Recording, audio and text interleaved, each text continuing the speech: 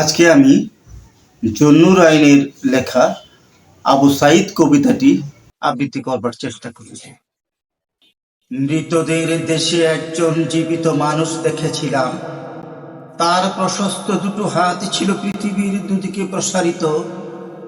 টান টান বুক ছিল, বুকে ছিল কোটি সাহসের ঢেউ। সে জীবন কেড়ে নিল অস্ত্রধারী মৃতদের কেউ। মহাবিপ্লবের বীজ হয়ে দানায় দানায় ছড়িয়ে পড়ছিল কর্ষিত ওই শ্যামল মৃত্তিকায়।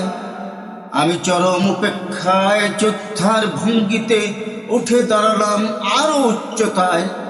হজম করে ফেলা বুলেটগুলো ঘুমের বড়ির মতো আমাকে ঘুম পাড়িয়ে দিচ্ছিল। হায়, কতদিন কত রাত না ঘুমানোর উপোস, কিন্তু আমি ঘুমোইনি। দেখ, চেয়ে দেখ, শত সহস্র শহীদের মিছিল নিয়ে আমরা উঠে দাঁড়িয়েছি আবার এবং আবার এবং বারবার। আমার সাথে কাঁধে কাঁধ মিলিয়ে বুকে বুকে বুক ফুলিয়ে জেগে উঠে দাঁড়িয়েছে, ঘুরে দাঁড়িয়েছে বাংলাদেশ। সমস্ত দুনিয়া মহাসাগরের উত্তাল ঢেউয়ের মতো সামনে এগিয়ে যাবে বিদ্রোহের মিছিল। এ মিছিল থামবে না।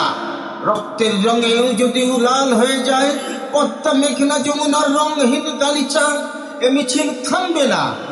আকাশ থেকেও ঝরে নামক বারুদ জীবন, এ মিছিল থামবে না।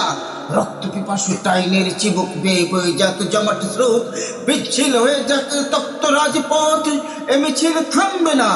মুক্তির লাল শামসুদয়ের আগে এ মিছিল থামবে না। হু তোদের অস্ত্রাগারে আর কত অস্ত্র, আর কত বুলেট, তোদের কত গ্রেনেড বাকি আছে বল?